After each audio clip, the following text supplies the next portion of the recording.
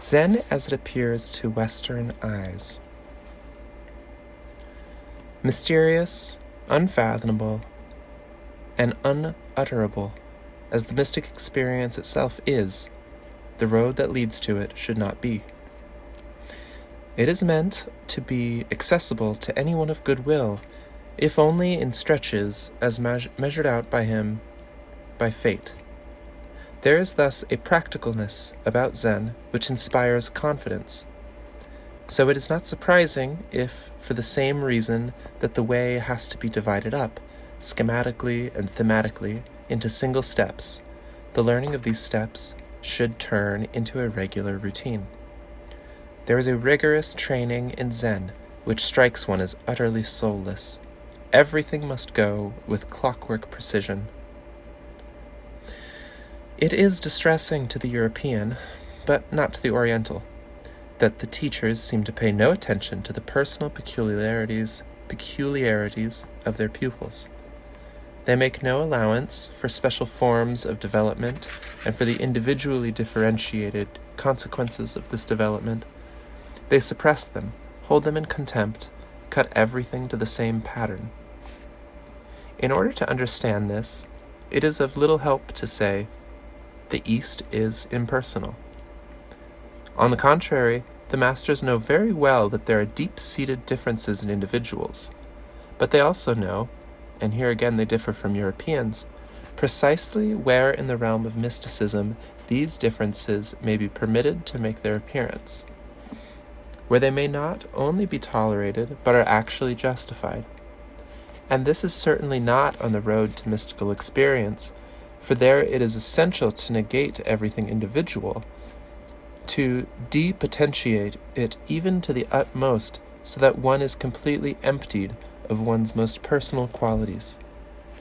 For this reason, it is the highest degree of questionable whether the peculiarities we are endowed with by nature really possess any personal value at all. The masters deny this, quite rightly, it seems to me. All the twists and turns of character of which we are so proud are perhaps at bottom impersonal. The teachers succeed in putting their pupils through this apparently soulless discipline thanks to their astounding psychological experience. For they themselves have traveled the same path. Moreover, they have it at their disposal the accumulated experience of centuries. Great masters can do the most amazing things in this respect, sometimes bordering on the incredible. The pupil who doubts their capacity to see into every corner of his soul soon learns that his resistance, whether conscious or instinctive, is in vain. Naturally, the Oriental seldom finds himself in this position. Unstinting veneration of his teacher is in his blood. It is part of his tradition. For the master gives him his best, which will also be the pupil's best, his best in a spiritual sense. This consists of all in things of the intellect which can be detached from the original giver, leaving him forgotten, but in that wealth of spiritual power which only one who has experienced it possesses, and which logically is not his own. If the pupil is ever to have mystical experiences, he will owe them solely to his teacher. For him, the fate of his pupil is as important as his own fate. He is ready to sacrifice himself in the performance of his duty. Above all, and this must be especially emphasized, he always has time for his pupils. As a result, the relationship of pupil to master is one of absolute confidence and unquestioning devotion. The master, on his side, accepts this gratitude, veneration, and love as something not due to him personally, for his power does not derive from himself, and from what, through his own efforts, he has made of himself, but from the unio mystica. Consequently, he sees in it no cause for self-satisfaction. but he does not forbid his pupil's devotion. He accepts it as inevitable so long as the pupil is dependent on his spiritual leadership and has not yet related himself to the center. Once the center is found, the relationship will no longer be one of faith and trust, but of knowledge. Anything the master asks will be done by the pupil, not with the ostentatious assiduity of the religious careerist. All such soon drop out of school, but from the inner impulse of dedication. This can be seen from the way the pupils speak to the master amongst themselves, with a kind of sacred awe. For them he is the model and prototype, and even their exceedingly sharp and discerning eyes can detect no fault in him, although they are constantly in his presence. The disaster otherwise would be total, for their whole world would collapse. And the master, if he were conscious of even the smallest imperfection in himself, would voluntarily renounce his high office and cease to lead others. For on the long and self-abnegating path of Zen, there are so many obstacles, disappointments, and failures, that if the pupils could not put blind trust in the master, and find this trust vindicated at all times, they would not be able to stay the course.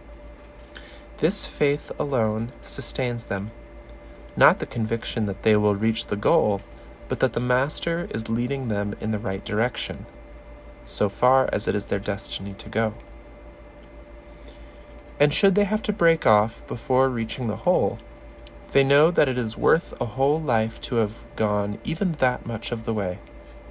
What keeps them going is not direct faith in ultimately reaching the goal, for that is far off and as yet without effect. But it becomes effective through the master, and thus faith in the master is, indirectly, faith in the goal.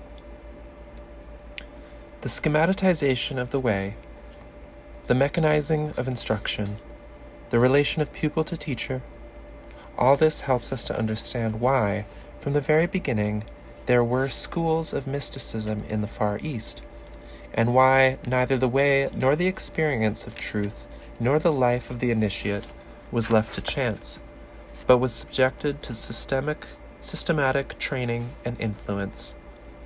There have never been schools of mysticism in this sense in the West, not even as tentative experiments. A master mystic was expected to burst forth from the skies, flashing for a short while like a meteor and then vanishing again. Any records he left behind would be much read and admired for a time, and remain not without influence on a small and devoted community, but in the long run, all it had to hold on to was the original inspiration. Everyone took from it what suited him, and finally the community split up into factions over the interpretation of his words. The Western mystic may have kindled men's hearts, but they did not go on burning because they were not set on a path that supplied fuel enough from personal experience for the flame never to be extinguished. In what follows, I shall try to describe the schooling and transformation of those who enter upon this path in Japan, in the Zen Buddhist monasteries. But I must preface this with a more general remark. Anyone who has had the good fortune to spend a number of years in close association with Japanese Zen Buddhists cannot help observing even the most trivial details of their daily life, as though in this way it would be possible to solve the riddle they present. He becomes aware, almost with dismay, that he is consorting with a people of a quite different mold from the ordinary. They seem to be ruled by a special star, not only in what they do, in their talk, in their silences, but more particularly in their casual behavior, in the way they stand, or walk, or drink tea, or drive away a mosquito. It is as if the world they live in had set its own incomparable stamp on their whole being, so that nothing happens in them and around them that has not entered, or is beginning to enter, into palpable relationship with them, with the invisible center that determines their fate and the quality of their existence. They themselves never speak of what it is that moves them inwardly, and does not move them, nor do they feel any urge to make confessions.